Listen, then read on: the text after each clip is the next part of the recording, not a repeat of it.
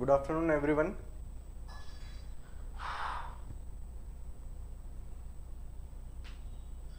Good afternoon, everyone. Is everything clear? Means, is it audible and visible to you? Good afternoon, everyone. Means, is it audible and visible to you? Good afternoon, everyone. Yeah, Akansha, I'm fine. How are you? देखो, सबसे पहले तो है ना, session को सबके साथ में शेयर कर दो। और मैंने आप लोगों के लिए वो जो आप लोगों को वर्कबुक चाहिए होता है, बुकलेट चाहिए होता है ना, वो बुकलेट का लिंक मैं आपके साथ में अभी तुरंत शेयर कर रहा हूँ। आप लोग डाउनलोड कर लीजिए। मैं बुकलेट का लिंक शेयर किया हूँ, जिससे हम क्वेश्चन सॉल्व करने वाले रहेंगे आने वाले टाइम में। आज भी हम कर सकते हैं कुछ क्वेश्चन सॉल्व। तो मैं आपसे यही बोल रहा हूँ कि आप लोग मैं आप लोगों को यही बोल रहा हूँ कि आप लोग तुरंत वो बुकलेट डाउनलोड कर लीजिए। मैं लिंक वापस से शेयर कर रहा हूँ, हालांकि 3-4 बार कर चुका हूँ, लेकिन एक बार फिर से मैं यहाँ पर शेयर कर रहा हूँ। तो आप लोग डाउनलोड कर लीजिए उसको।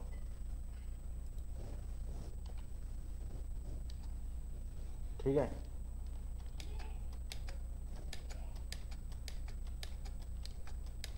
ये मैं शेयर करता जा रहा हूँ। बहुत बार शेयर कर दिया, बहुत बार शेयर कर दिया। सभी के साथ में शेयर कर दो। आप लोग सेशन को शेयर करो, सब चैनल सब्सक्राइब करवाओ।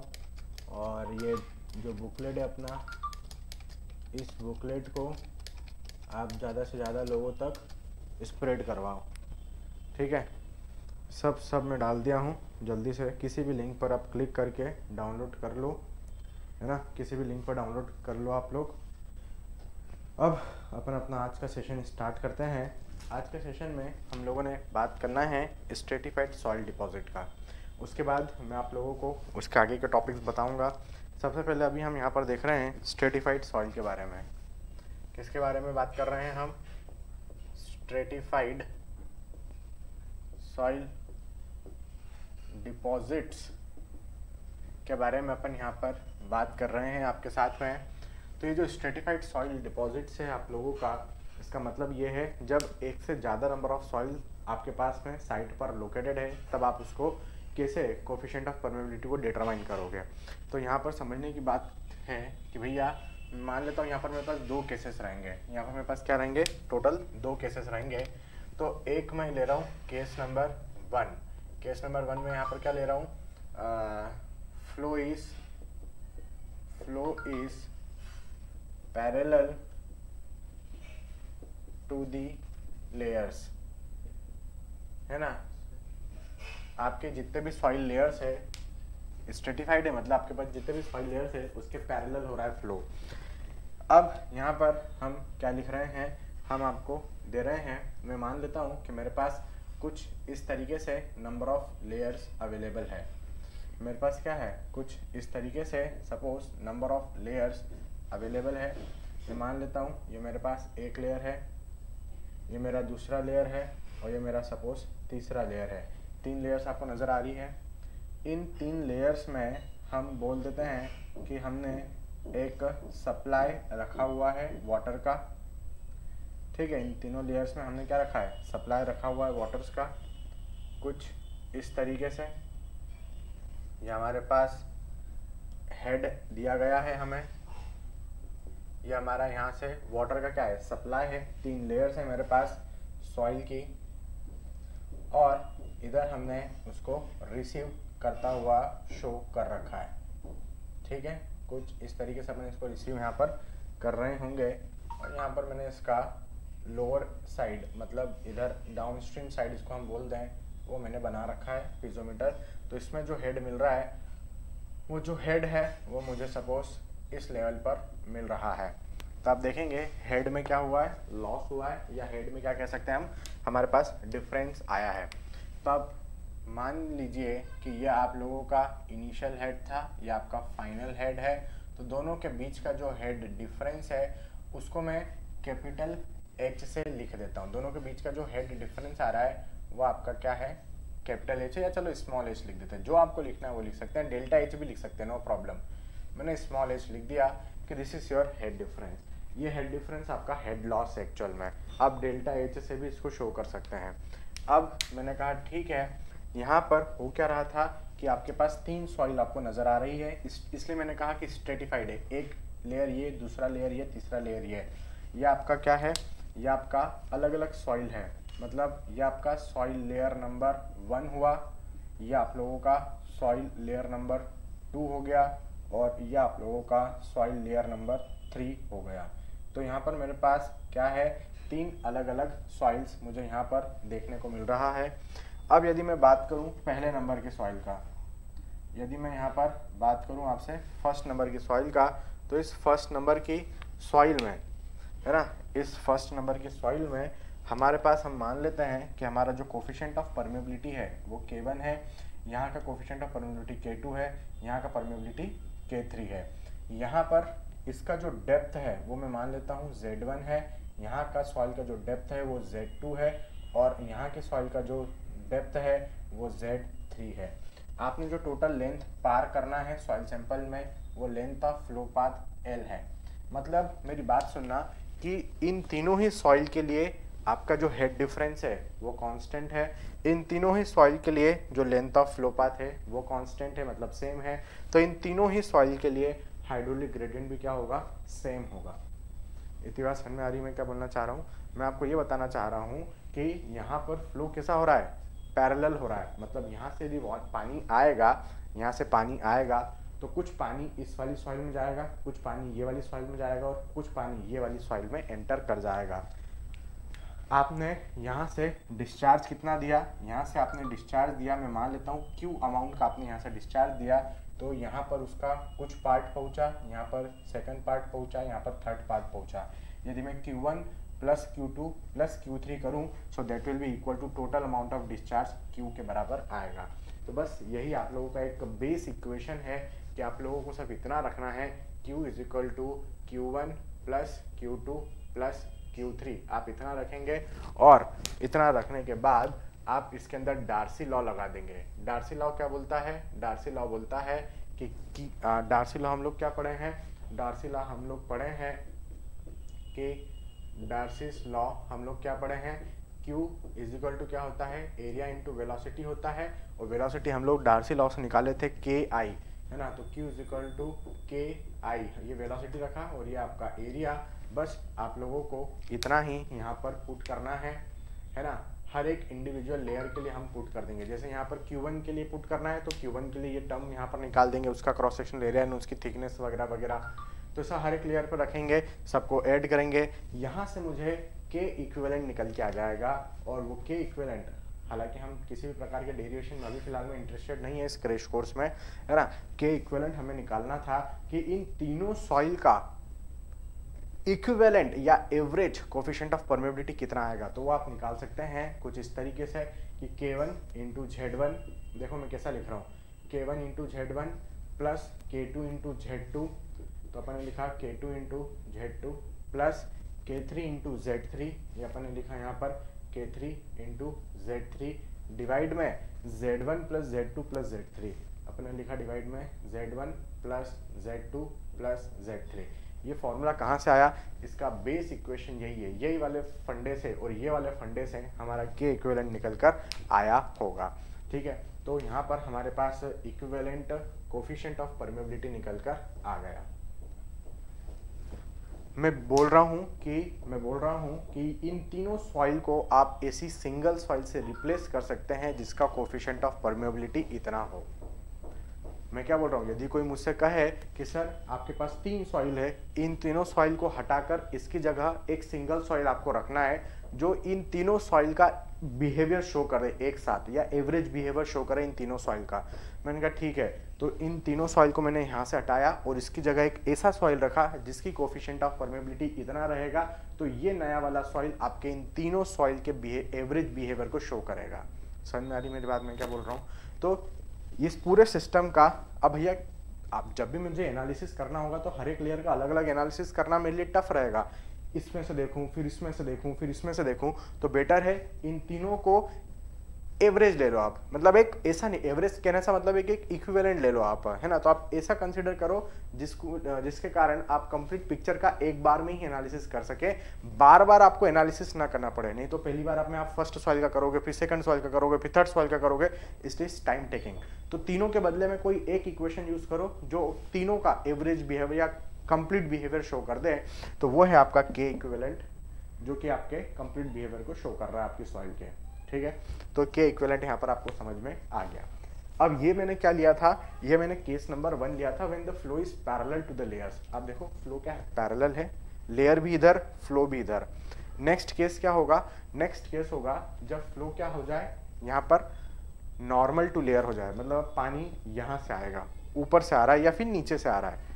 ठीक है, अभी कैसा आ रहा था, पैरेलल टू लेयर आ रहा था, या तो राइट से या फिर लेफ्ट से। अब कैसा आएगा, या तो टॉप से या फिर बॉटम से, क्योंकि अब मेरा क्या है, नॉर्मल टू द लेयर है। दिख रहा है normal to the layer, layer ऐसी जा रही है आप लोगों की, लेयर ऐसी जा रही है आप लोगों की, और मेरा पानी कैसा आ रहा है, इसके परपेंडिकुलर डायरेक्शन में आ रहा है, तो इसको हम कहेंगे normal to the layer flow. तो अब केस नंबर 2 में वही आपको बताने जा रहा हूँ। केस नंबर 1 में क्या क्या चीज़ें आपको याद रखना है कि सॉइल नंबर 1 हो या सॉइल नंबर 2 हो या सॉइल नंबर 3 हो, तीनों के लिए हमारे पास सेम हेड डिफरेंस है, तीनों के लिए सेम लेंथ ऑफ फ्लो है, तो तीनों सॉइल्स के लिए हाइड्रोलिक ग्रेडियंट भी क्या रहेगा, सेम रहेगा। ये आपको हमेशा याद रखना है when the flow is parallel to the layers. आगे बढ़ते हैं, आगे बढ़ते हैं, जरा शेयर करेंगे सबके साथ में आप लोग, साथ साथ में, मुझे बोलने की जरूरत नहीं पड़ना चाहिए बार बार। ठीक है, आगे बढ़ते हैं। नेक्स्ट केस में आप लोगों को यहाँ पर बताता हूँ, केस नंबर 2। केस नंबर 2 क्या है आप लोगों का, व्हेन फ्लो इज, है ना, when flow is normal to layers, normal to layers, normal to layers आ रहा है यदि फ्लो आपका, है ना, when flow is normal to layers, तो ऐसी कंडीशन में क्या होगा, आइए हम इसको यहाँ पर समझते हैं। मैं कह रहा था आपको कि सपोज, मैं कह रहा था आप लोगों को कि सपोज मैंने यहाँ से वाटर का सप्लाई दिया हमारे सॉइल सैंपल में, मैं बोल देता हूँ कि ये हमारा सॉइल सैंपल है कुछ इस तरीके से, इसमें आपका ये फर्स्ट लेयर हुआ, है ना, फिर ये आपका यहाँ पर सेकंड लेयर हुआ, फिर आप लोगों का यहाँ पर थर्ड लेयर हुआ। तो कुछ इस तरीके से हमारे पास क्या है, नंबर ऑफ लेयर्स सपोज यहाँ पर मौजूद है। हालांकि ऐसा नहीं है कि हम डायरेक्टली यहाँ पर स्टैंड पाइप लगा देंगे, यहाँ पर आपका फिल्टर पेपर, पोरस प्लेट, यह सब भी रखा जाता है, लेकिन अभी सिर्फ मुझे फिगर बनाना है, तो मैं कुछ इस तरीके से इसका फिगर यहाँ पर बना रहा हूँ। ठीक है, अभी मैंने यहाँ पर आपको कहा कि भैया हमें जो हेड डिफरेंस देखने को मिल रहा है, वो हेड डिफरेंस मुझे कुछ इतना देखने को मिल रहा है। मुझे जो हेड डिफरेंस यहाँ पर देखने को मिल रहा है, वो हेड डिफरेंस इतना देखने को मिल रहा है। सो यहाँ पर इनिशियली आपका हेड कितना था, ये आप लोगों का इनिशियल हेड था। सॉइल, ये जो वाटर ने हाई हेड से लो हेड तक जाता है, तो पानी ऐसा गया होगा और यहाँ से ऐसा आया होगा। तो मैं बोल रहा हूँ ये आपकी सॉइल क्या हो गई, ये आपकी सॉइल 1 हुई, ये आपकी सॉइल 2 हुई और ये आपकी सॉइल 3 हुई। अब 3 सॉइल यहाँ पर आप लोगों के पास में मौजूद है। तो इन 3 सॉइल में समझना कि मैं बोलता हूँ कि यहाँ की कोफिशिएंट ऑफ परमेबिलिटी K1 है, यहाँ की K2 है और यहाँ की K3 है। यहाँ की सॉइल का जो थिकनेस है मैं मान लेता हूँ Z1 है, यहाँ की सॉइल का थिकनेस Z2 है और यहाँ की सॉइल का जो थिकनेस है वो क्या है आपका Z3 है। मैंने ये आपको कहा यहाँ पर कि मेरे पास जो टोटल हेड लॉस आ रहा है या मेरे पास जो टोटल हेड डिफरेंस आ रहा है वो यहाँ पर कितना दिखने को मिल रहा है, ये टोटल हेड डिफरेंस मुझे यहाँ पर देखने को मिल रहा है डेल्टा H का। कितना देखने को मिल रहा है, डेल्टा H का मुझे यहाँ पर हेड डिफरेंस देखने को मिल रहा होगा। समझ में आई मेरी बात। अब यदि आपको डेल्टा H का हेड डिफरेंस देखने को मिल रहा है तो यहाँ पर देखो मैंने एक पीजोमीटर क्या किया, अलग अलग जगह पर मैं पीजोमीटर इंसर्ट कर रहा हूँ। मैंने एक पीजोमीटर यहाँ पर इंसर्ट किया, है ना, मैंने एक पीजोमीटर यहाँ पर इंसर्ट किया। ठीक है, जब मैंने पीजोमीटर यहाँ पर इंसर्ट किया तो मुझे क्या देखने को मिला, जब मैंने पीजोमीटर यहाँ पर लगाया तो ये स्टार्टिंग पॉइंट है फ्लो का। फ्लो अभी जस्ट स्टार्ट होने ही वाला था, ये मेरा स्टार्टिंग पॉइंट है, मतलब अभी वाटर की एनर्जी में कोई लॉस देखने को नहीं मिला है क्योंकि वो सॉइल को अभी क्रॉस ही नहीं किया है। तो यहाँ पर यदि आप पीजोमीटर लगाएंगे तो वाटर पूरा की पूरा ऊपर तक राइज कर जाएगा, जो उसका इनिशियल हेड था वहां तक पूरा की पूरा क्या कर जाएगा, राइज कर जाएगा। मतलब अभी वाटर फ्लो हुआ ही नहीं है सॉइल के थ्रू, क्योंकि सॉइल तो अब स्टार्ट होगी यहाँ से, मैंने स्टार्टिंग पॉइंट पे ही लगा दिया, तो पूरा की पूरा एनर्जी हमें वाटर में देखने को मिल गया। अब मैंने इसको इस जगह पर लगाया, सपोज जैसे मैंने इस जगह पर लगाया तो ये फर्स्ट सॉइल को पार कर चुका था, तो मैंने कहा ये फर्स्ट सॉइल को क्या कर चुका था, पार कर चुका था। तो मैंने कहा कि अब यदि मैं पीजोमीटर लगाता हूँ तो इसकी एनर्जी में मुझे कुछ लॉस देखने को मिल रहा है। तो ये आपका क्या हुआ, यहीं तक वाटर ऊपर गया। अब मैंने जब यहाँ पीजोमीटर लगाया तो वाटर का जो राइज हुआ वो यहीं तक हुआ, मतलब मुझे यहाँ पर क्या हुआ, एक लॉस देखने को मिला। वास्तव में वाटर ने यहाँ तक जाना था लेकिन नहीं जा पा रहा है, क्यों, क्योंकि वाटर ने यहाँ से लेकर यहाँ तक का डिस्टेंस सॉइल में कवर किया, जिसके कारण उसकी एनर्जी में लॉस हो गया। तो यहाँ पर मुझे जो एक लॉस देखने को मिल रहा है, मैं बोल देता हूँ ये डेल्टा H1 लॉस मुझे देखने को मिल रहा है। इसके बाद फिर मैंने क्या किया, इस वाली लेयर पर मैंने एक पीजोमीटर लगाया। इस वाली लेयर पर जब मैंने एक पीजोमीटर लगाया तो मैंने कहा कि आपका जो वाटर है वो इस बार यहाँ तक न जाते हुए यहीं तक जा रहा है, मतलब आपकी सॉइल में यहाँ से लेकर फिर यहाँ तक मैंने क्या किया, वाटर ने डिस्टेंस कवर किया। तो मैंने यहाँ पर वाटर की एनर्जी मापा, तो एनर्जी मुझे पता चला कि अब जो हेड आ रहा है वो हेड मुझे डेल्टा H2 देखने को मिल रहा है। फिर मेरे पास क्या हो गया, हेड का लॉस हुआ।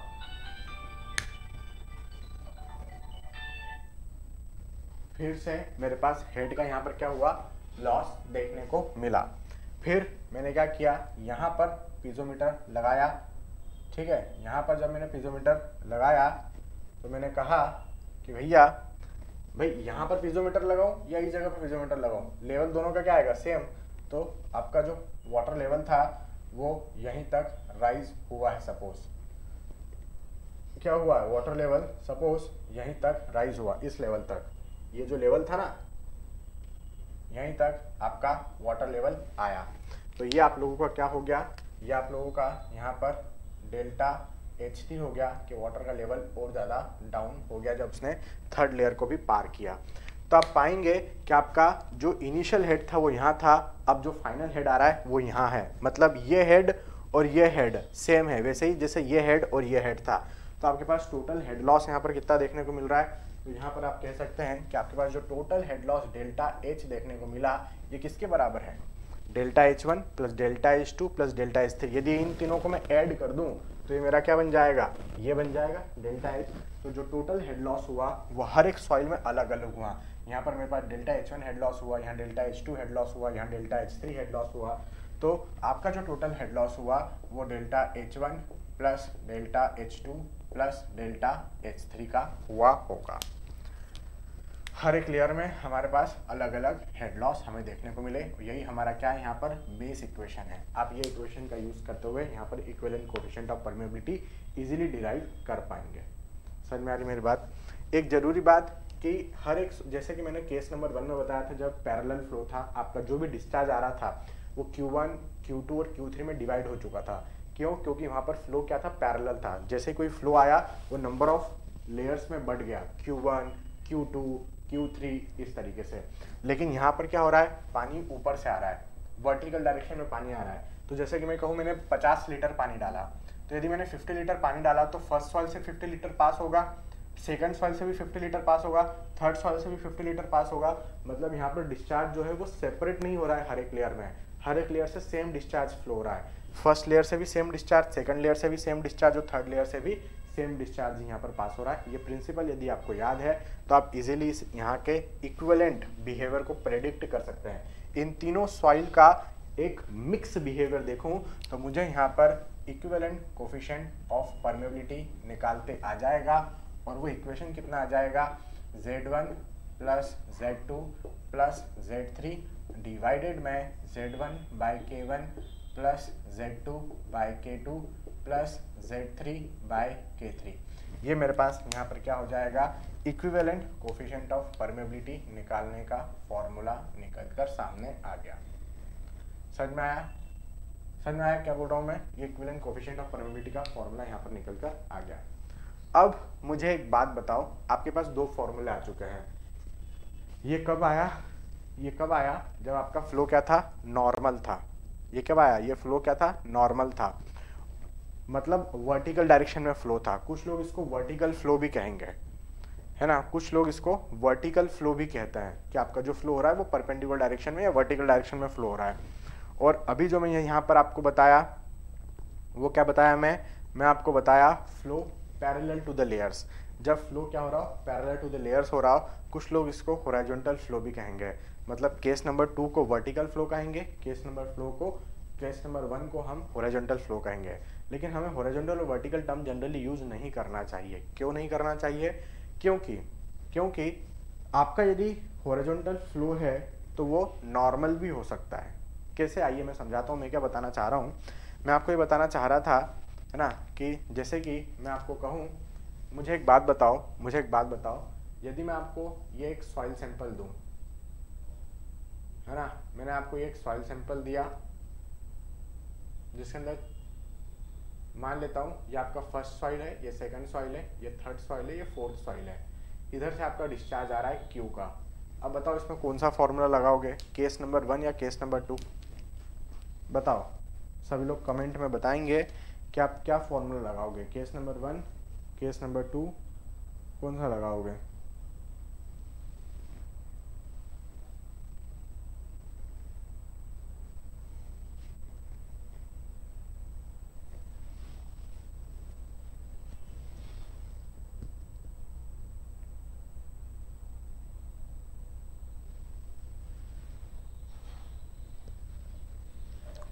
कुछ बच्चे केस नंबर 1 भी लिख रहे हैं और बहुत सारे बच्चे केस नंबर 2 लिख रहे हैं।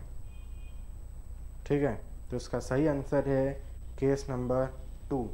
क्योंकि आप देखो मैं आपको इसीलिए यहाँ पर बेटा बता रहा था, है ना, कि भैया मैं आपको इसलिए बता रहा था कि आपका केस नंबर 1 क्या है, जब फ्लो, ऐसा मत सोचो कि फ्लो हॉरिजॉन्टल हो रहा है या वर्टिकल आ रहा है। इसलिए मैंने कहा कि कुछ लोग लिखते हैं कि फ्लो हॉरिजॉन्टल है, कुछ लोग लिखते हैं फ्लो वर्टिकल है। That is not a correct thing, वो सही बात नहीं है। उसको फॉलो मत करो कि हॉरिजॉन्टल है कि वर्टिकल है। आप ये फॉलो करिए कि फ्लो पैरेलल है या नॉर्मल है। यहाँ पर देखो फ्लो कैसा हो रहा है, पैरेलल, मतलब 3 पार्ट में डिवाइड हो गया था, इसलिए हमने इसको कहा पैरेलल फ्लो। फ्लो यदि ऐसा होता तो ये क्या हो जाता, नॉर्मल फ्लो हो जाता। अब मेरी बात सुनो, यहाँ पर कैसी कंडीशन बन रही है, यहाँ पर फ्लो की डायरेक्शन तो हॉरिजॉन्टल है, पानी तो हॉरिजॉन्टल डायरेक्शन में फ्लो रहा है, लेकिन ये क्या है, normal to number of layers का केस है। ये केस नंबर 2 है, नॉर्मल टू लेयर्स हो रहा है ना यहाँ पर। अब देखो यदि मैं इसको खड़ा कर दूं तो ये नॉर्मल टू द लेयर्स का केस हो गया ना। ये देखो 90 डिग्री बना रहा है, नॉर्मल टू द लेयर्स। यहाँ से यदि मैं 5 लीटर पानी दूं तो इससे भी 5 लीटर पास होगा, इससे भी 5 लीटर पास होगा, इससे भी 5 लीटर पास होगा, इससे भी 5 लीटर पास होगा। तो ये आपका केस नंबर 2 लगाना पड़ेगा भैया आपको यहाँ पर। और यदि मैं यहाँ पर यदि मैं फ्लो की डायरेक्शन ये बताता आपको, मैं बोलता कि ये वाला फ्लो हो रहा है, तो उस केस में आप फिर ये वाला फॉर्मूला लगाते हैं केस नंबर 1 का। क्योंकि देखो ये जो डिस्चार्ज हो रहा है, अब ये क्या हो जाएगा, डिस्ट्रीब्यूट हो जाएगा। इसका कुछ पार्ट इसमें जाएगा, फिर कुछ पार्ट इसमें जाएगा, कुछ पार्ट इसमें जाएगा, कुछ पार्ट इसमें जाएगा। तो Q1 Q2 Q3 Q4 इसमें डिवाइड होगा। तो ये पैरेलल का केस है। और ये किसका केस है, यदि ऐसा फ्लो हो रहा है तो ये normal to the number of layers का केस है। मतलब ये केस नंबर 1 रहेगा और ये केस नंबर 2 रहेगा। समझ में आ रही मेरी बात? तो ऐसा मत सोचो कि फ्लो हॉरिजॉन्टल हो रहा है कि वर्टिकल हो रहा है, उससे हमें लेना देना नहीं है। हमें तो ये ऑब्जर्व करना है कि फ्लो पैरेलल हो रहा है या नॉर्मल डायरेक्शन में हो रहा है। ठीक है, तो इस बात से ही आप अपना डिसीजन लेंगे। इस बात से ही अपन अपना डिसीजन देंगे फिर। ठीक है, केस नंबर 1 जितना भी लोग लिख रहे हैं सब गलत लिख रहे हैं भाई। ठीक है, केस नंबर 1 नहीं होगा, जो मैंने क्वेश्चन पूछा था उसका आंसर है केस नंबर 2। अब अपन आगे बढ़ते हैं। तो ये 2 केसेस थे, मैं एक बार कैमरा बता देता हूँ आपको। केस नंबर 2 आपको ये दिख रहा होगा, ये आप नोट कर सकते हैं। जब तक मैं केस नंबर 1 यहाँ पर बोर्ड नंबर 1 रब कर देता हूँ। ठीक है,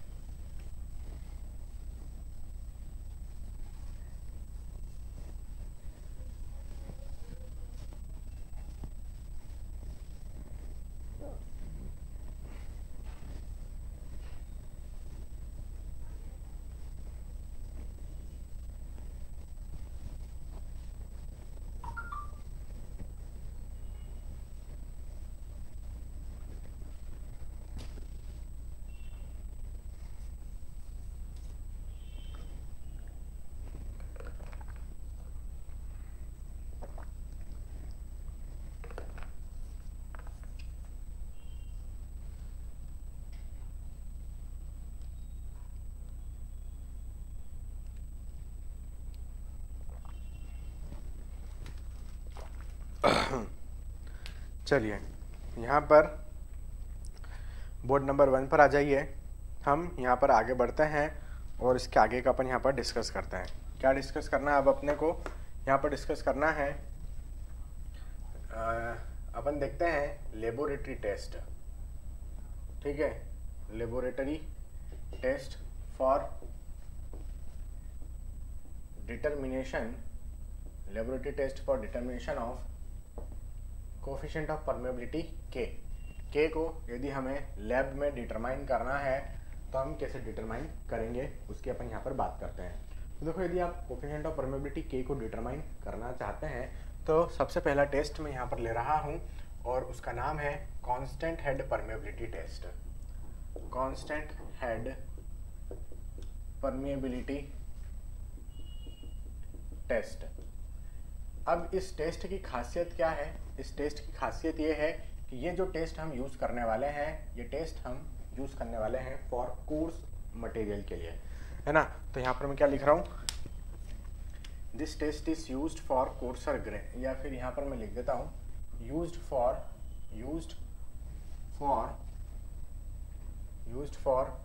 कोर्सर मटेरियल, है ना, यूज्ड फॉर कोर्सर मटेरियल। तो जब भी आपको कोर्सर मटेरियल है आपके पास, उस मटेरियल में कोफिशिएंट ऑफ परमेबिलिटी अभी आपको डिटरमाइन करना है, तो वहाँ पर आप constant head permeability test use कर सकते हैं। अब इसका ज़रा एक बार सेटअप देखना कि ये किस तरीके से टेस्ट बनाया जा सकता है। मैं लिख रहा हूँ कि यहाँ पर हमारे पास कुछ इस तरीके से वाटर का सप्लाई है, हमारे पास क्या है, कुछ इस तरीके से वाटर का सप्लाई है, और ये हम लोगों का सॉइल सैंपल है। ये हमारा क्या है, यहाँ पर सॉइल सैंपल है। ठीक, तो ये मैंने दिखा, ये आपका वाटर हुआ, ये आपका क्या हो गया, ये आपका वाटर हो गया। इस वाटर में यहाँ पर हमने एक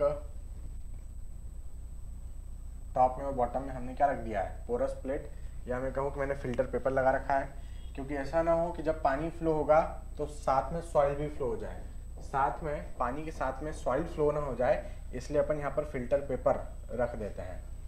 अब ये आप लोगों का पूरा क्या है, सॉइल सैंपल है। तो if you want I can write this is your soil sample. ठीक है, तो ये पूरा की पूरा अपना यहाँ पर क्या है, सॉइल सैंपल है। इसके बाद मैं आपको ये बता रहा था कि अपना एक्सपेरिमेंटल सेटअप है कांस्टेंट हेड परमेबिलिटी टेस्ट का। मैं मान लेता हूँ हमारे पास जो सॉइल सैंपल है उसकी लेंथ कितनी है, इस सॉइल सैंपल की जो लेंथ है दैट इज L। अपने पास ये जो सॉइल सैंपल है इसकी लेंथ अपने कितनी देख रखी है, L। Length of soil sample L है, और लेंथ ऑफ फ्लो पाथ कितना है, मतलब वाटर सॉइल के अंदर कितना डिस्टेंस कवर कर रहा है, तो आपका जो वाटर है इस सॉइल के अंदर L डिस्टेंस कवर कर रहा है। So L is the length of flow path as well as your L is the length of soil also. अब हमने यहाँ से क्या किया, पानी का कंटिन्यूस सप्लाई रखा।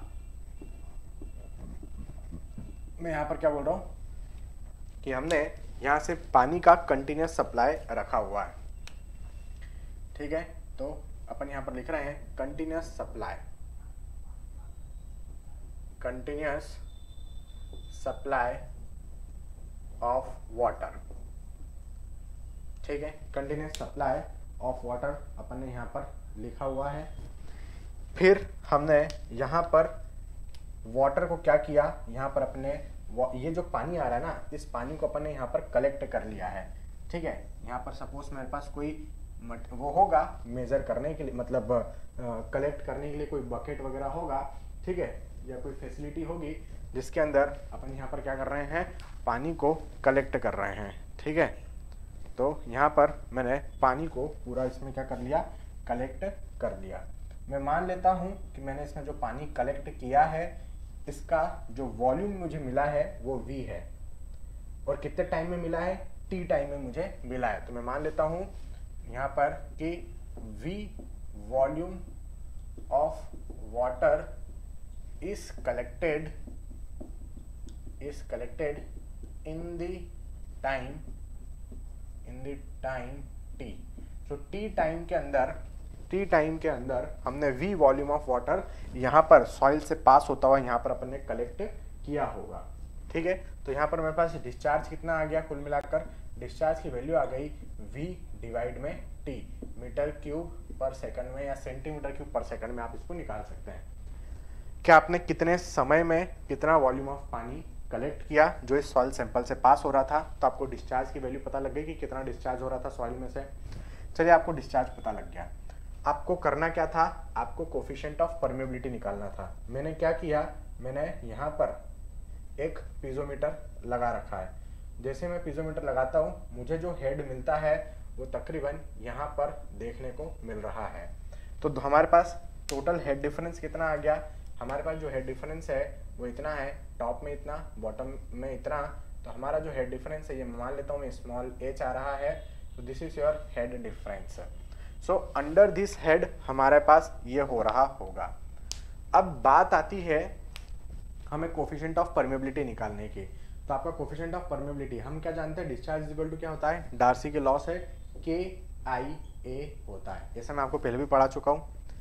KI क्या होता है, डिस्चार्ज वेलोसिटी, और A क्या होता है, cross sectional area. So area into velocity is your discharge. So velocity की जगह मैंने डार्सी लॉ रखा KIA। अब यहाँ पर हमने कहा Q is equal to KIA होता है। तो K जो कि हम यहाँ पर डिटरमाइन करना चाहते हैं, K हम क्या करना चाहते हैं, यहाँ पर हम डिटरमाइन करना चाहते थे डिस्चार्ज की वैल्यू कितनी है, V डिवाइड में T। तो V डिवाइड में T मैंने डिस्चार्ज की वैल्यू रख दी। I कितना होगा, I होता है hydraulic gradient which is equal to head difference. तो आपको हेड डिफरेंस कितना दिख रहा है, H डिवाइड में हेड डिफरेंस डिवाइड बाय क्या होता है, लेंथ ऑफ फ्लो पाथ। तो यहाँ पर length of flow path length of soil sample के बराबर है, क्योंकि पानी ने यहाँ से चलना चालू किया और इतनी डिस्टेंस कवर करी। So this is your length of flow path L। तो अपन ने L यहाँ पर रख दिया। फिर उसके बाद A is the cross sectional area है, यहाँ से लेकर यहाँ तक का सर्कुलर क्रॉस सेक्शन है हमारे पास। तो π/4 जो भी इसका डायमीटर है वो d स्क्वायर करके आप रख सकते हैं। तो यहाँ से हमारे पास कोफिशिएंट ऑफ परमेबिलिटी K निकल कर आ जाएगा। कितना आ रहा है, V into L। K equal to कितना आ रहा है, V इंटू L डिवाइड में अपने पास क्या हो जा रहा है, डिवाइड में अपने पास आ जा रहा है T है, H है और A है। तो ये अपना कुल मिलाकर एक फॉर्मूला हो गया। T नीचे है, H भी आ गया, A भी आ गया और VL इधर चला गया। तो K का हमारे पास ये फॉर्मूला आ चुका है कोफिशिएंट ऑफ परमेबिलिटी निकालने के लिए। Centimetre per second, metre per second, centimetre per day, centimetre per minute, metre per minute, metre per day, जिस भी यूनिट में आप इसको निकालना चाहते हैं आप इसको इजीली निकाल सकते हैं। तो ये आप लोगों का क्या था, ये था आपका कांस्टेंट हेड परमेबिलिटी टेस्ट।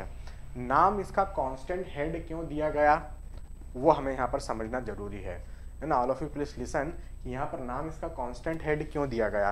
तो मैं आपको ये बता रहा था कि ये जो हम टेस्ट परफॉर्म कर रहे हैं, हम किसके लिए परफॉर्म कर रहे हैं, कोर्स ग्रेन सॉइल के लिए, कोर्सर मटेरियल के हम परफॉर्म कर रहे हैं। और आप जानते हैं जो भी कोर्सर मटेरियल्स होते हैं, जो बड़े साइज के पार्टिकल्स होते हैं, उनकी कोफिशिएंट ऑफ परमेबिलिटी क्या होती है, बहुत ज़्यादा। जैसे कि मैं कहूँ, मैंने एक तरफ ग्रेवल का एक बैग ले लिया और एक तरफ मैंने क्ले का एक बैग ले लिया। यहाँ पर मैंने पानी डाला, यहाँ पर मैंने पानी डाला। सबसे पहले पानी किसमें से पास हो जाएगा, मैं क्या बोल रहा हूँ, मैंने एक बैग में ग्रेवल लिया, दूसरे बैग में मैंने क्ले लिया, दोनों में मैंने पानी डाला। पानी सबसे पहले किसमें से पास हो जाएगा, ग्रेवल में से। क्यों, क्योंकि ग्रेवल की परमेबिलिटी क्या होती है, ज़्यादा होती है। ऐसा मैं आपको पहले के 2 लेक्चर्स में ऑलरेडी बता चुका हूँ। तो ग्रेवल के जो वॉइड्स होते हैं वो इंटरकनेक्टेड होते हैं, ठीक है। तो ग्रेवल में आप जैसे ही पानी डालोगे पानी तुरंत बाहर। तो यहाँ भी ऐसे ही होता है कि ये आपका क्या था, एक कोर्सर मटेरियल था। आपने जैसे यहाँ से पानी डाला ये पानी तुरंत बाहर। अरे तो आप तो मेजर ही नहीं कर पाए ना, टेस्ट परफॉर्म ही नहीं कर पाए। आपने जैसे ही पानी डाला पानी बाहर, टेस्ट कर ही नहीं पाए आप परफॉर्म। तो ऐसी कंडीशन में आप पानी का यहाँ पर क्या रखेंगे, कंटिन्यूस सप्लाई रखेंगे। ऐसा नहीं है कि एक बार पानी डाल के आपको छोड़ देना है, नहीं तो वो तो पूरा एक बार में फ्लो हो जाएगा। तो यहाँ पर हम क्या रखते हैं, पानी का कंटिन्यूस सप्लाई रखते हैं, ताकि हमारा ये जो हेड है ये कॉन्स्टेंटली बना रहे। आपका ये जो लेवल था, ये जो वैल्यू है, ये आपकी क्या बना रहा है, कॉन्स्टेंटली मेंटेन रहे। कॉन्स्टेंट तो ये इसलिए मेंटेन है क्योंकि यहाँ पर पानी का कंटिन्यूस सप्लाई बना हुआ है। इसलिए इसका नाम लिखा गया कांस्टेंट हेड, क्योंकि आपने हेड यहाँ पर क्या कर रखा है, वाटर का कंटिन्यूस सप्लाई देते हुए हेड को कांस्टेंट बना के रखा हुआ है। ये जो हेड है ये नीचे ड्रॉप नहीं करने दे रहे हैं, हम लोग पानी कंटिन्यूस सप्लाई करते जा रहे हैं, इसलिए इस टेस्ट का नाम है कांस्टेंट हेड परमेबिलिटी टेस्ट, जो कि हम किसके लिए परफॉर्म कर रहे हैं, कोर्सर मटेरियल के लिए परफॉर्म यहाँ पर हम कर रहे हैं। समझ में आ रही मेरी इतनी बात? तो ये हुआ हमारा first test which is known as constant head permeability test. ये टेस्ट इंपॉर्टेंट है, कई बार एग्जाम में क्वेश्चंस यहाँ से भी पूछ लिए जाते हैं, आरआरबी हो, एसएससी हो, है ना, फिर आपका गेट हो, इंजीनियरिंग सर्विसेज हो, सब जगह पर ये क्वेश्चंस यहाँ से पूछ लिए जाते थे। आगे बढ़ते हैं। नेक्स्ट मैं आपको बता रहा हूँ, है ना, मैं एक बार बोर्ड 2 में रब नहीं किया था, मैं बोर्ड 2 यहाँ पर पहले रब कर देता हूँ, फिर मैं आपको बता रहा हूँ सेकंड टेस्ट। जैसे कि मैंने अभी किसका बताया, मैंने आपको कोर्स ग्रेन सॉइल का बताया। कोर्स ग्रेन सॉइल के लिए हमने टेस्ट का नाम क्या दिया, कांस्टेंट हेड टेस्ट दिया। अब मेरे पास सेकंड टेस्ट है फॉलिंग हेड परमेबिलिटी टेस्ट। इस फॉलिंग हेड परमेबिलिटी टेस्ट का यूज जो है हम कहाँ पर करेंगे, इस फॉलिंग हेड परमेबिलिटी टेस्ट का यूज हम लोग फाइन ग्रेन सॉइल को का कोफिशिएंट ऑफ परमेबिलिटी निकालने में करेंगे। तो आइए हम यहाँ पर फाइन ग्रेन सॉइल का यूज करते हैं कोफिशिएंट ऑफ परमेबिलिटी निकालने में। ठीक है, तो जैसे कि मैंने कहा मेरा नेक्स्ट टाइप का जो टेस्ट है उसको मैं यहाँ पर लिखता हूँ, और टेस्ट का नाम मैं लिख रहा हूँ which is your falling head. क्या है टेस्ट का नाम, थोड़ा सा जूम कर देता हूँ यदि आप चाहें तो, अपन ने इसको जूम कर दिया। टेस्ट का नाम है falling head permeability test, falling head permeability test. अब ये जो फॉलिंग हेड परमेबिलिटी टेस्ट है इसका एक नाम और है, क्या नाम है, वेरिएबल हेड परमेबिलिटी टेस्ट। क्या नाम है, वेरिएबल हेड परमेबिलिटी टेस्ट। ये हमारा ये एक और नाम हो गया। तो या तो आप फॉलिंग हेड का हो या परमेबिलिटी या वेरिएबल हेड का हो, बोथ आर सेम। अब ये किसके यूज में आती है, सो मैं लिख रहा हूँ, जैसे मैंने यहाँ पर क्या लिखा था, use for coarse grain soil constant head test, वैसे ये हम किसके लिए लिखेंगे, use for fine grain soil, है ना, फाइन ग्रेन सॉइल। जब भी हमारे पास फाइनर मटेरियल रहेगा, फाइनर मटेरियल में यदि आप कोफिशिएंट ऑफ परमेबिलिटी निकालना चाहते हैं तो वहाँ पर हम फॉलिंग हेड परमेबिलिटी टेस्ट का यूज़ करेंगे। टेस्ट का सेटअप देखते हैं, एक्सपेरिमेंटल सेटअप कैसा है। मैं बोल रहा हूँ मेरे पास एक स्टैंड पाइप है कुछ इस तरीके से, और ये स्टैंड पाइप में से ये हमने एक सॉइल सैंपल के ऊपर लगा रखा था स्टैंड पाइप, और ये स्टैंड पाइप आपका आपने एक सॉइल सैंपल पे लगा रखा है, और सॉइल सैंपल से जो ट्यूब पास हो रहा है वो नीचे जाके किसी जगह पर, यहाँ पर हम सॉइल क्या कर रहे हैं, वाटर को कलेक्ट कर रहे हैं, है ना, वाटर को अपन यहाँ पर क्या कर रहे हैं, कलेक्ट कर रहे हैं। तो मैं यहाँ पर लिख देता हूँ कुछ इस तरीके से कि यहाँ पर आपने वाटर को क्या कर दिया, वाटर को हमने यहाँ पर अच्छे से कलेक्ट कर दिया। ठीक है, कुछ इस तरीके से। अब मैं बोल रहा हूँ आपका जो बॉटम का ट्यूब है ये पूरी तरीके से पानी में डूबा हुआ है, ठीक है, इसका केयर करना। अब अपन ने यहाँ पर लिखा ये आपका पूरा पानी में आ चुका है, ये आपका एक वाटर का लेवल, फ्री वाटर सरफेस आपको यहाँ पर देखने को मिल रहा है। ठीक है, फ्री वाटर सरफेस एक यहाँ पर देखने को मिला। ये आप लोगों का पूरा क्या हो चुका है, सॉइल सैंपल हो चुका है। ठीक है, एक्सपेरिमेंटल सेटअप समझना आप इसको, और फिर मैं ये भी बताऊंगा कि इसको फॉलिंग हेड क्यों कहा गया। ठीक, फिर उसके बाद ये आप लोगों का लेंथ ऑफ फ्लो पाथ, जिसको अपन एल लिख देते हैं यहाँ पर। L is what, it is the length of flow path. मैं फिर आप लोगों को ये बोल रहा हूँ, मैं आप लोगों को क्या बोल रहा हूँ कि यहाँ से हमारे पास पानी का एक सप्लाई आया। मैं मान लेता हूँ इनिशियली हेड यहाँ पर क्या है, ये है। तो इनिशियली मैं मान लेता हूँ कि हमारे पास जो हेड हमें देखने को मिला, दिस इज योर H1। ये हमें यहाँ तक का हेड देखने को मिला H1। ये हमें किस टाइम पर देखने को मिला, ये हमें एट किस टाइम T1 पर देखने को मिला। अब थोड़ा सा टाइम पास हुआ, अब जब टाइम पास होगा, यहाँ पर आपने वाटर का सप्लाई दिया है, अब ये क्या होगा, सॉइल सैंपल से नीचे पास होगा और यहाँ पर ये कलेक्ट हो रहा है पानी, तो आपका ये जो ड्रॉप वाटर जो लेवल था वो क्या हो जाएगा, ड्रॉप, क्योंकि पानी पास हो रहा है। और यहाँ पर मैं कंटिन्यूस सप्लाई नहीं रख रहा हूँ, यहाँ पर मैं क्या कर रहा हूँ, पानी का कंटिन्यूस सप्लाई नहीं रख रहा हूँ, बस एक बार पानी डाल दिया और छोड़ दिया। तो एक बार पानी डाला छोड़ दिया, ये सॉइल कैसी थी, फाइन ग्रेन सॉइल थी, तो जो मैंने पानी डाला वो एक लंबा समय लेगा बाहर आने में, है ना। तो आपको इसलिए यहाँ पर वाटर का कंटिन्यूस सप्लाई देने की जरूरत नहीं है। कोर्स ग्रेन सॉइल में कांस्टेंट हेड में क्या हो रहा था, कांस्टेंट हेड टेस्ट में क्या हो रहा था, हमारे पास कोर्स ग्रेन सॉइल थी, आप जैसे पानी डालते थे तुरंत बह जाता था, इसलिए मुझे वहाँ पर पानी का कंटिन्यूस सप्लाई देना पड़ रहा था। यहाँ पर मेरे पास कैसी सॉइल है, फाइन ग्रेन सॉइल है, तो इसी केस में पानी टाइम लेता है बाहर निकलने में, तो आप एक बार पानी डाल दो और वेट करते रहो, पानी धीरे धीरे धीरे धीरे बाहर आएगा। तो यहाँ पर आपको पानी का कंटिन्यूस सप्लाई देने की ज़रूरत नहीं पड़ेगी। तो यहाँ पर मैं मान लेता हूँ पहले आपका वाटर का जो लेवल था वो इस जगह पे था, ये ड्रॉप होके सपोज नीचे आ गया, तो मैं मान लेता हूँ ये वाटर का ड्रॉप होके यहाँ कहीं पर आ गया होगा, ठीक है। अब यहाँ कहीं पर यदि आ चुका है तो मान लेता हूँ उसका हेड कितना आ चुका है, सपोज H2 आ चुका है, इसका हेड कितना आ गया, H2 आ गया। ये कब आया, ये किसी टाइम T2 पर आया। समझ में आ गई बात। तो मैंने क्या यहाँ पर सीखा, मैंने ये देखा कि किसी टाइम T1 पर हमारे पास जो हेड है वो H1 है और किसी टाइम T2 पर जो हमारे पास हेड है वो H2 है। इतनी बात समझ में आ गई। तो यहाँ पर हम कोफिशिएंट ऑफ परमेबिलिटी निकालना चाहते हैं। मैं मान लेता हूँ यहाँ पर कि आपका जो सॉइल का जो क्रॉस सेक्शनल एरिया है ये क्या है आपका, ये आपका स्टैंड पाइप है, इसको अपन क्या बोलते हैं, ये जो आपको ट्यूब दिख रहा है इसको हम बोलते हैं स्टैंड पाइप। हमने क्या कहा इसको, स्टैंड पाइप कहा।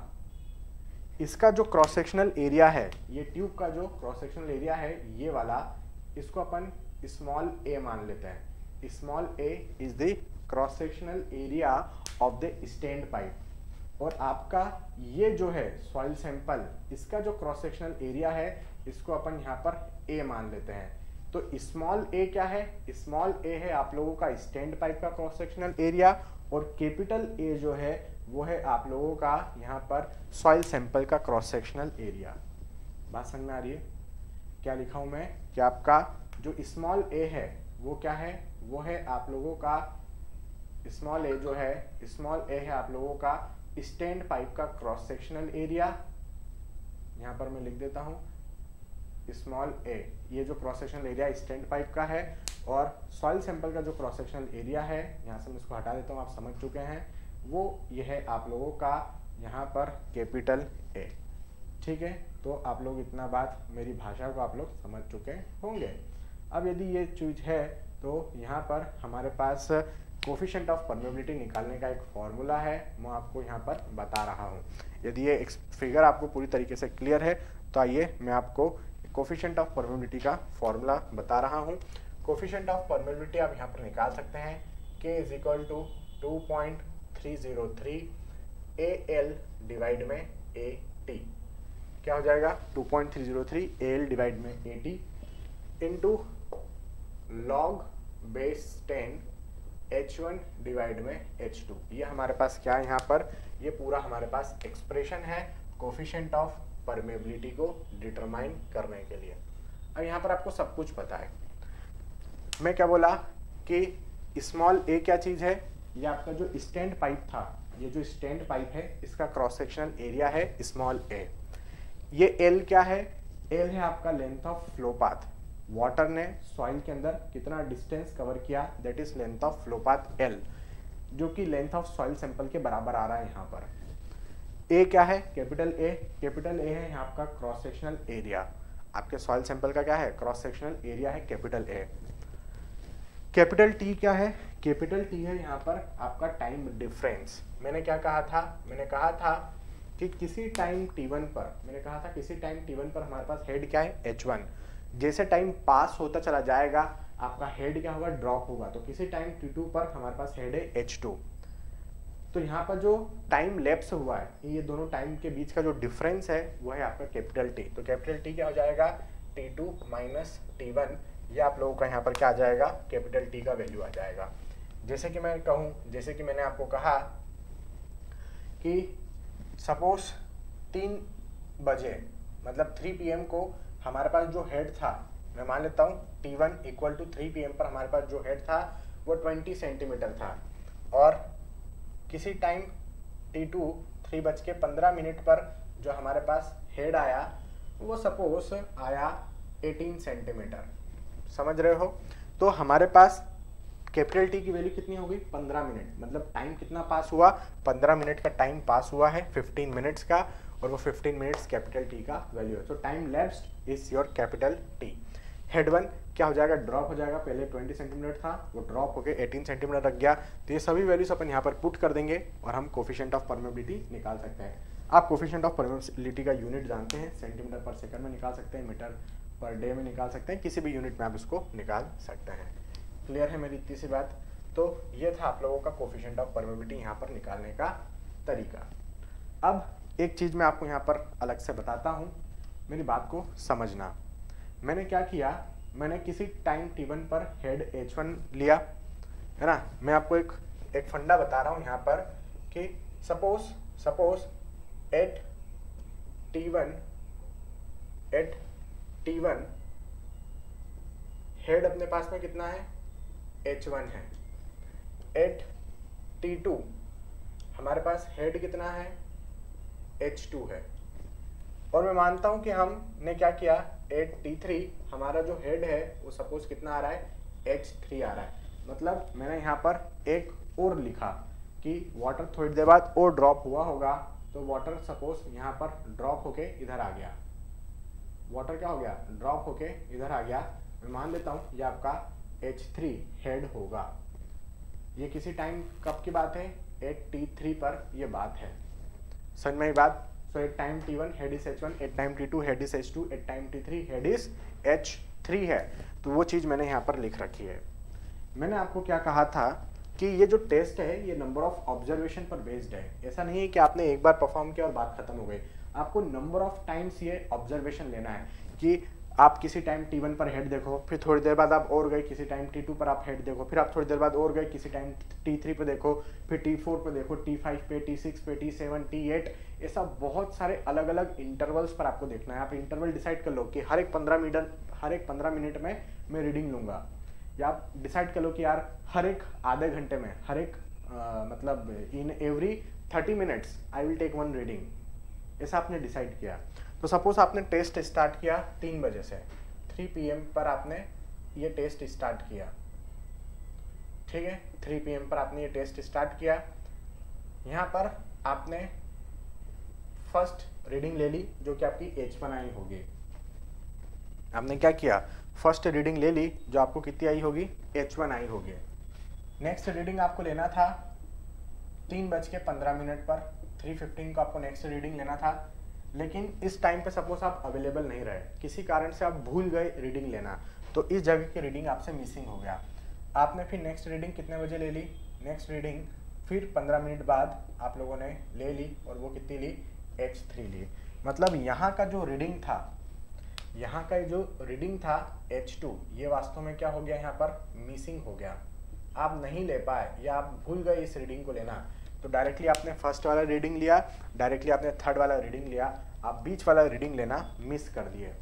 अब यदि मैं आपसे बोलूं कि आप क्या बता सकते हैं ये बीच वाला रीडिंग कितना आ सकता था, यदि मैं रीडिंग लेता सही समय पर तो क्या आप बता सकते हैं इसकी वैल्यू कितनी आती। तो मैं बोल रहा हूँ यस, हम बिल्कुल बता सकते हैं। जो एक्सपेक्टेड वैल्यू है ना, एक्सपेक्टेड वैल्यू है या जो प्रोबेबल वैल्यू है वो डेफिनेटली मैं H2 का बता सकता हूँ कि कितना आ सकता था यदि मैं सही टाइम पर पहुँच कर ले लेता। तो कैसे निकालोगे, तो एक काम करो, इस इक्वेशन को यदि मैं देखूँ तो ये इक्वेशन हम किसके लिए लगा सकते हैं, 2 हेड के लिए अपन लगा सकते हैं। तो एक काम करो, एक बार इन दोनों के लिए लगा दो, फिर एक बार इन दोनों के लिए लगा दो। क्या करना है आपको, ये इक्वेशन लगाना है, तो एक बार ये T1 और T2 टाइम पर लगा दो, फिर T2 और T3 टाइम पर लगा दो। तो आइए हम ये इक्वेशन को लगाते हैं और देखते हैं फिर हम इसको कैसे आगे प्रोसीड करेंगे। तो मैंने यहाँ पर लगाया सबसे पहला equation k is equal to क्या लगाया 2.303 AL डिवाइड में 80 लॉग बेस 10 क्या क्या अपन है लॉग बेस 10 और यहाँ पर ने क्या लिखा h1 बाय h2। मेरे पास h2 की वैल्यू नहीं है याद रखना, तो ये मेरा क्या निकला, ये मेरा इक्वेशन नंबर यहाँ पर 1 निकल के सामने आया। अब मैंने कहा दूसरा वाला अपन ऑब्जर्वेशन लगाओ, ये आपका क्या था फर्स्ट ऑब्जर्वेशन था। अब अपन सेकंड ऑब्जर्वेशन के लिए लगाते हैं। तो सेकंड ऑब्जर्वेशन में इन दोनों के बीच में लगा रहा हूँ, तो इन दोनों के बीच में लगा रहा हूँ मतलब यहाँ भी इंटरवल कितना था 15 मिनट था, इन दोनों के बीच में भी इंटरवल कितना था 15 मिनट था। तो मैं यहाँ पर लगाया 2.303 कितना लगाया 2.303 AL बाय 80। देखो ए क्या स्टैंड पाइप वो तो सेम बना हुआ है, लेंथ ऑफ सॉइल सैंपल भी सेम है, cross sectional area of soil sample भी सेम है। मैं तो सेम सैंपल में परफॉर्म कर रहा हूँ ना। एक रीडिंग मैंने 3 बजे ली, एक 3:15 पे ली, फिर एक 3:30 पे ली, मतलब मैं टेस्ट तो सेम स्पेसिमेन पे परफॉर्म कर रहा हूँ। तो ये पूरा की पूरा चीज़ क्या है कांस्टेंट बना हुआ है। इवन आपका जो कैपिटल टी भी है ये भी कांस्टेंट है। क्यों? क्योंकि टाइम इंटरवल सेम है। इन दोनों के बीच में टाइम इंटरवल कितना गया 15 मिनट का, इन दोनों के बीच में टाइम लैप्स 15 मिनट का। तो कैपिटल टी भी क्या है सेम है, लॉग बेस 10। अब यहाँ पर अपन क्या लिख देंगे, यहाँ पर अपन देखेंगे कि H2 बड़ा रहेगा, H3 और ड्रॉप हो गया तो H2 बाय H3 अपन यहाँ पर लिखेंगे। तो मैंने क्या लिखा H2 बाय H3 यहाँ पर लिखा। ये मेरा सेकंड इक्वेशन निकल कर सामने आया होगा। सेकंड इक्वेशन निकल कर यहाँ पर क्या हुआ है सामने हमारे आया है। जब ये सेकंड इक्वेशन यहाँ पर हमारे सामने निकल कर आया बस बात खत्म हो गई। अब आप जानते हैं आपने फर्स्ट ऑब्जर्वेशन किया तो वहां से कोफिशिएंट ऑफ परमेबिलिटी कुछ निकली होगी, सेकंड ऑब्जर्वेशन किया कोफिशिएंट ऑफ परमेबिलिटी कुछ निकली होगी। अरे तो भाई आप जो ऑब्जर्वेशन है वो तो सेम सॉइल पर ही कर रहे हो ना, तो के तो आपका सेम रहेगा ना। के क्या रहेगा, के तो सेम रहेगा, चाहे आप फर्स्ट ऑब्जर्वेशन में देखो या सेकंड ऑब्जर्वेशन में देखो या थर्ड ऑब्जर्वेशन में देखो, कितनी बार भी आप टेस्ट परफॉर्म करो आपका के तो क्या निकलेगा सेम निकलेगा। तो ऐसी कंडीशन में आप क्या कर सकते हैं, इक्वेशन 1 को इक्वेशन 2 के बराबर पुट कर सकते हैं क्या, बिल्कुल पुट कर सकते हैं क्योंकि दोनों ही आपका k है।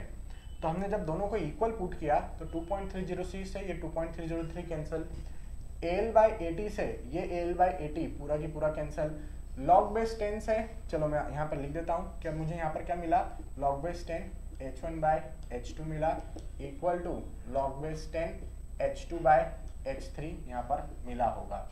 इतना मिला बस बात खत्म हो गई। लॉग से ये भी लॉग कैंसिल, बचा क्या हमारे पास H1 by H2 equal to H2 by H3 बचा, इतना बचा। तो अब आपको क्या करना है, बात खत्म हो गई अपनी। यहाँ पर इन H2 की वैल्यू निकाल सकते हैं, वही तो मैं निकालना चाहता था। तो H2 कितना आ जाएगा, H2 raise to H2 square हो गया इक्वल में H1 इंटू H3 हो गया। तो अपन ने अंडर रूट में भेज दिया H1 इंटू H3 का। ऐसा लिख सकता हूँ क्या मैं, यस ऐसा हम बिल्कुल लिख सकते हैं। तो यहाँ से आपकी जो मिसिंग वैल्यू थी वो आप लोगों ने डिटरमाइन कर दी। आपके पास H1 का रीडिंग था, आपके पास H3 का रीडिंग था, तो ये दो रीडिंग का यूज करते हुए हमने H2 निकाल लिया। सिंपली क्या हो जाएगा H2 is equal to under root of H1 into H3। समझ में आ गई बात। तो गलती से यदि कभी आप कोई रीडिंग लेना मिस कर जाए या इस टाइप का कोई और प्रॉब्लम आपके सामने यदि आ जाता है तो ऐसी कंडीशन में आप कोई भी इंटरमीडिएट वैल्यू निकालने में सक्षम रहेंगे। ठीक है, तो इस तरीके से इस अप्रोच से आप बाकायदा इसको कैलकुलेट कर सकते हैं। यहाँ पर समझ में आ रही मेरी बात। तो ये था आप लोगों का determination of coefficient of permeability. तो देखिए मैं अभी तक आपको क्या बता दिया, मैं आपको फॉलिंग हेड बता दिया। अब देखना इसका नाम फॉलिंग हेड क्यों रखा गया है ना, इसका नाम अपन ने यहाँ पर फॉलिंग हेड क्यों रखा, क्योंकि हेड आपका क्या हो रहा है कंटिन्यूसली फॉल हो रहा है। वेरिएबल हेड क्यों रखा, क्योंकि हेड क्या हो रहा है वेरी हो रहा है, पहले H1 था फिर H2 हुआ फिर H3 हुआ। तो यहाँ पर हेड आपका कंटिन्यूसली ड्रॉप हो रहा है इसलिए इसका नाम रखा गया फॉलिंग हेड। या मैं कहूँ यहाँ पर हेड कंटिन्यूसली वेरी कर रहा है, पहले H1 था फिर H2 था फिर H3 हुआ, इसलिए इसका नाम रखा गया वेरिएबल हेड। कौन से सॉइल के लिए परफॉर्म करना है, फाइन ग्रेन सॉइल के लिए परफॉर्म करना है। यहाँ पर कांस्टेंट हेड जब मैं आपको पढ़ाया तो मैंने आपको क्या बताया कि कांस्टेंट हेड में वाटर का कंटिन्यूस सप्लाई है, हेड ना तो ड्रॉप हो रहा है और ना ही चेंज हो रहा है, एज इट इज बना हुआ है, क्योंकि वाटर का यहाँ पर कंटिन्यूस सप्लाई है, तो इसलिए हमने इसको नाम क्या दिया, कांस्टेंट हेड हमने इसका नाम दिया। कौन सी सॉइल में यूज करना है, कोर्स ग्रेन सॉइल में इसको आपको यूज करना है। तो ये पूरा आपका लेबोरेटरी टेस्ट थे। एक बार मैं पूरा कैमरा घुमाता हूँ। ये था आपका कांस्टेंट हेड। फिर उसके बाद हम लोगों ने ये फॉलिंग हेड देखा, उधर मैंने फॉलिंग हेड की आपको ये पूरा इक्वेशन बताया, और मैंने आपको ये भी बताया कि किसी कारण से आपको ये रीडिंग लेना मिस कर जाए तो आप ये अप्रोच लगाकर, ये वाला अप्रोच लगाकर कोई भी इंटरमीडिएट रीडिंग आप डिटरमाइन कर सकते हैं, इंटरमीडिएट हेड आप डिटरमाइन कर सकते हैं। ठीक है, तो ये था आपका यहाँ पर फंडा determination of coefficient of permeability के लिए। समझ में आ रही मेरी इतनी सी बात? तो ये था। अभी हम कुछ क्वेश्चंस करके देखते हैं, है ना।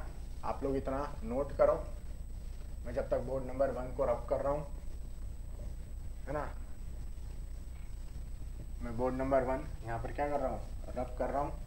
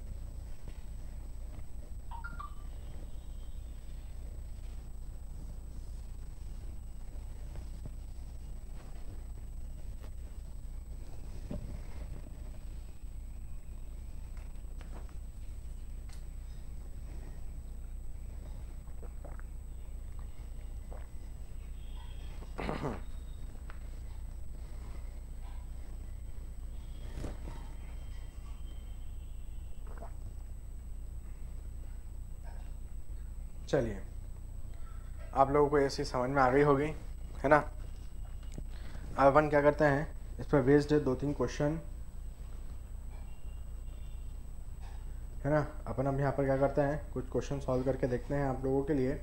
तो मैं आपको क्या बोल रहा हूँ, सबसे पहले तो आप क्वेश्चन का जो पीडीएफ है वो डाउनलोड कर लिए होंगे, है ना। जो जियो टेक्निकल का हम लोगों का क्वेश्चन मैं कराने वाला हूँ, उसका पीडीएफ आप लोग डाउनलोड कर लिए होंगे। नहीं डाउनलोड किए हैं तो मैं जस्ट 10 सेकंड लेता हूँ और उसमें मैं आपको शेयर कर रहा हूँ चैट्स में, आप डाउनलोड कर लो ज़रा जल्दी से। फिर अपन 1-2 कुछ क्वेश्चन सॉल्व करके फिर सेशन को एंड करेंगे। तो अभी पहले तो सेशन हम कंटिन्यू करने वाले हैं अभी थोड़ी देर के लिए, है ना। अपन थोड़ी देर के लिए अभी ये सेशन कंटिन्यू करेंगे, क्योंकि अपने को क्वेश्चन सॉल्व करने हैं। तो यहाँ पर ये मैंने भेज दिया है लिंक आप लोगों को, आप जल्दी जल्दी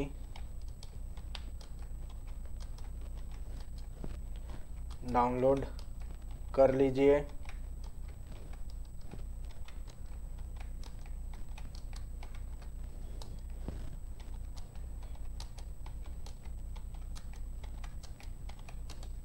ठीक है, जल्दी जल्दी से आप लोग डाउनलोड कर लीजिए। बस वो लिंक पे क्लिक करोगे कि आप लोगों को पीडीएफ खुलता हुआ नज़र आ जाएगा ड्राइव में, उसको ओपन कर लेना, डाउनलोड कर लेना। 120 दिवसीय रण है ये आप लोगों के लिए, civil engineering PDF booklet geotechnical का। अब इसमें मैं आप लोगों को बोल रहा हूँ कि यदि आपने डाउनलोड कर लिया है तो अब एक बार सॉल्व करेंगे क्वेश्चन नंबर 10। इसका कौन सा ओपन करेंगे अपन लोग, यहाँ पर क्वेश्चन नंबर 10 अपन ट्राई करते हैं। ठीक है, क्वेश्चन नंबर 10, सभी लोग क्वेश्चन नंबर 10 देखेंगे एक बार।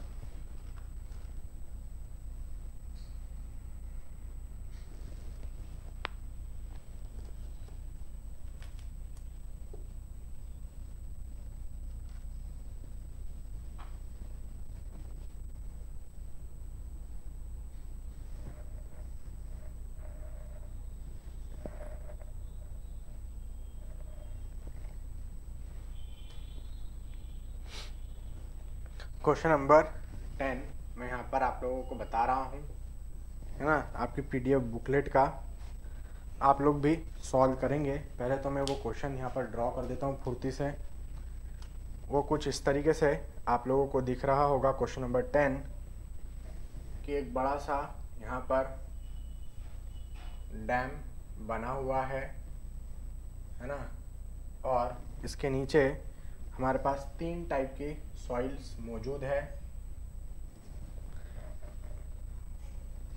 एक सॉइल 20 मीटर तक मौजूद है, एक सॉइल 30 मीटर तक मौजूद है, एक सॉइल 10 मीटर तक मौजूद है। तो मैंने लिख दिया, यह है आप लोगों का 20 मीटर, देन उसके बाद 30 मीटर और उसके बाद 10 मीटर तक हमारे पास एक सॉइल मौजूद है। यहाँ पर जो आप लोगों का कोफिशिएंट ऑफ परमेबिलिटी दिया है वो K1 इज इक्वल टू, यहाँ पर K1 इज इक्वल टू 2 दिया है, K2 इज इक्वल टू 3 दिया है और K1 इज इक्वल टू 1 दे रखा है। यहाँ पर यदि मैं हेड की बात करूँ, तो यहाँ पर जो हेड है वो अपने पास में कितना दे रखे हैं, 15 मीटर का हमारे पास हेड दिया गया है। 15 मीटर का हेड हमारे पास यहाँ पर दिया गया है, और जो वाटर का हेड यहाँ दिया गया है वो 10 मीटर का दिया गया है। ठीक है, 10 मीटर का हेड अपने पास डाउन स्ट्रीम अवेलेबल है। सॉइल का जो क्रॉस सेक्शनल एरिया है वो 3 मीटर दे रखा है, मतलब हाइट दे रखी है सॉइल सैंपल की, और लेंथ आपको 1 मीटर लेना पड़ेगा। बात समझ में आ गई? तो बस हमें यहाँ पर क्या बोला है, डिस्चार्ज निकालने, सी पे डिस्चार्ज निकालने को पूछा गया है। तो डिस्चार्ज, ये तो आप लोगों का कैसा डैम था, इम्परवियस। मतलब जो वाटर है वो यहाँ से तो फ्लो नहीं होगा, वाटर इन सॉइल में से फ्लो होगा। तो यहाँ पर आप देखिए मेरे पास 3 सॉइल है, 1 2 3। वाटर यहाँ से ऐसा फ्लो हो रहा होगा, हाई हेड से लो हेड की तरफ, हाई एनर्जी से लो एनर्जी की तरफ। तो वाटर हाई हेड से लो हेड की तरफ फ्लो होता है, तो वाटर ऐसा फ्लो हो रहा होगा। तो यहाँ पर बता सकते हो क्या कि हमारे पास इक्विवेलेंट कौन सा आपको लगाना है, पैरेलल वाला या नॉर्मल वाला? एक बार कमेंट में सब लोग बताएंगे मुझे, है ना, एक बार कमेंट में लिख के बताओ कि यहाँ पर आप कौन सा फॉर्मूला लगाने वाले हो, पैरेलल टू द लेयर्स का या नॉर्मल टू द लेयर्स का। कैसा फ्लो हो रहा है जरा बताओ सभी लोग।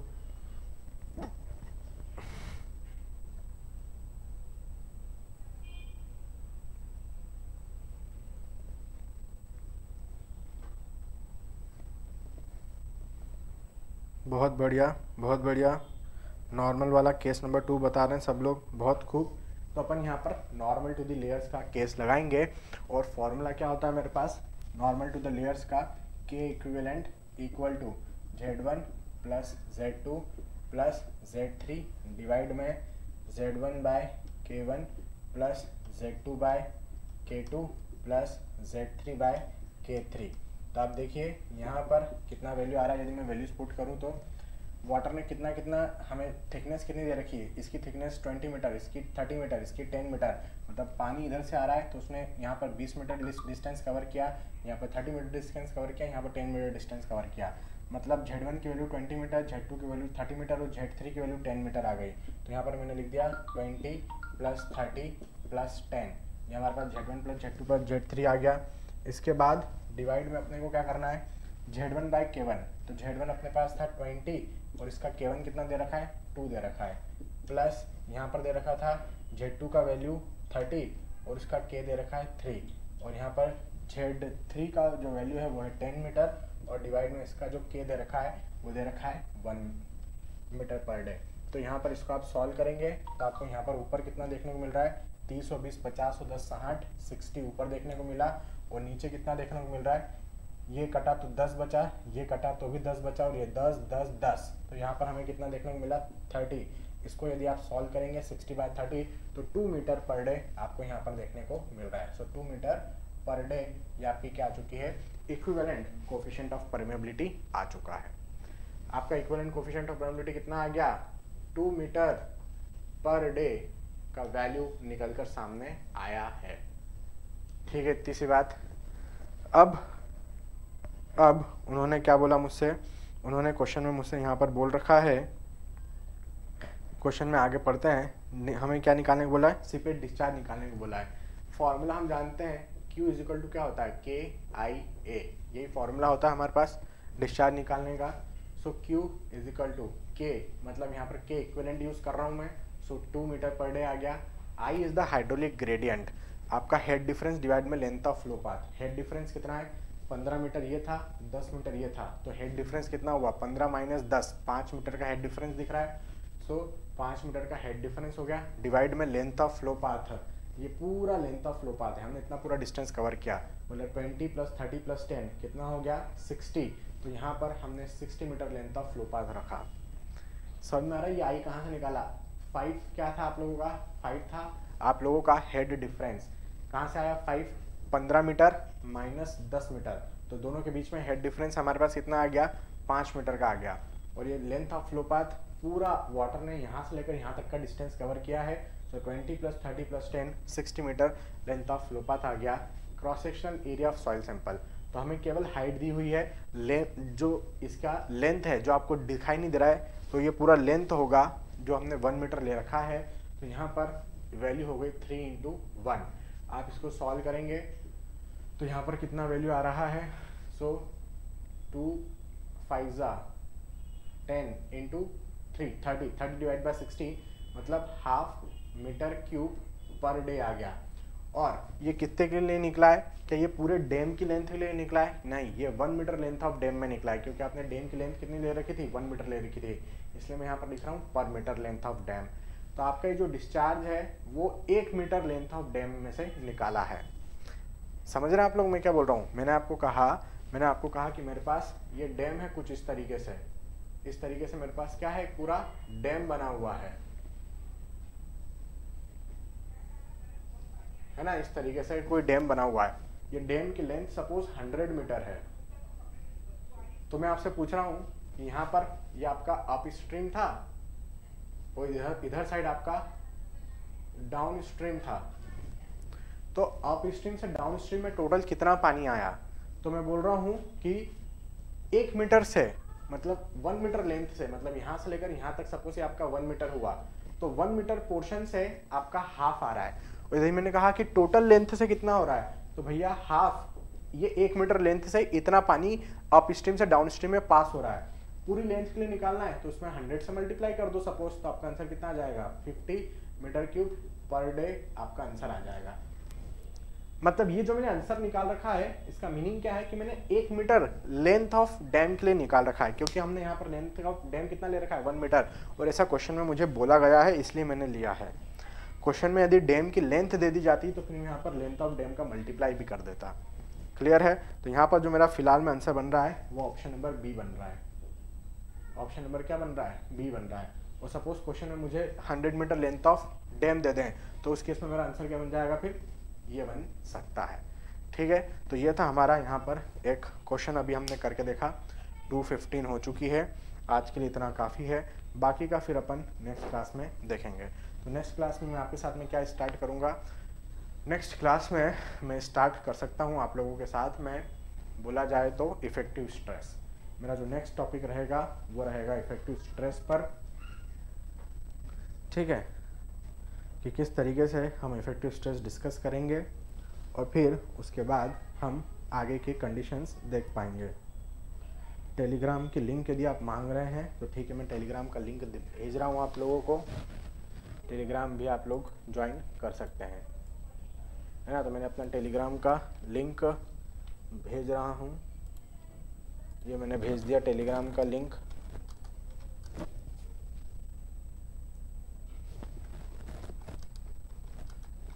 डेली क्लास कितने बजे हैं ये अपडेट आपको टेलीग्राम ज्वाइन करने के बाद मिल जाता है। तो टेलीग्राम ज्वाइन करना बहुत ज़्यादा इम्पोर्टेंट है भाई।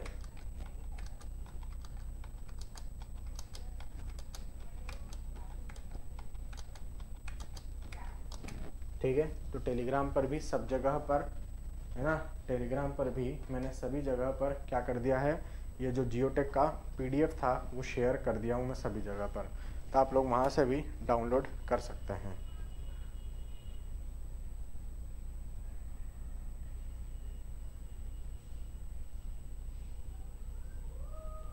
चलो, आज के सेशन को मैं यहीं पर क्लोज कर रहा हूँ।